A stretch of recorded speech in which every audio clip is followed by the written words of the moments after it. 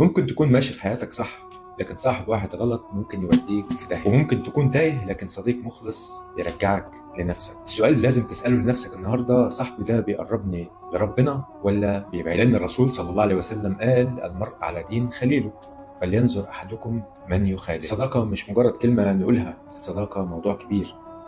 لو عاوز تعرف نفسك بص على أقرب صديق ليك. هل بيشجعك على الطموح ولا دايما بيكسر مقاديفك؟ هل لما تقع بيمد ايده ليك ولا بيتفرج عليك؟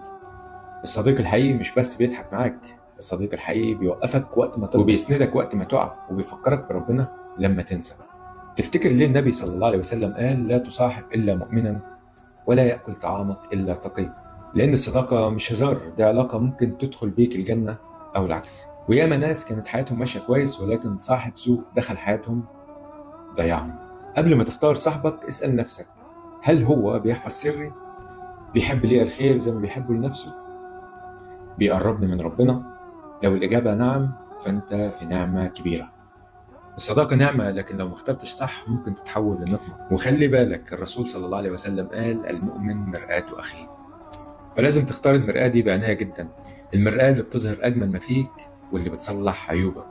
في شوية مواصفات لو لقيتهم في صاحبك اوعى تتنازل عنه. أولا بيحافظ على الصداقة رغم الاختلاف. كمان لو لقيته بيفهمك بعمق وبيسمع لكلامك باهتمام. كمان لو لقيته بيقف جنبك في السراء والضراء، في حزنك أو في فرحك. ولو غلط في حقك بيقدم لك الاعتذار، ولو أنت غلطت في حقه وقدمت له الاعتذار كمان بيكون متسامح معاك.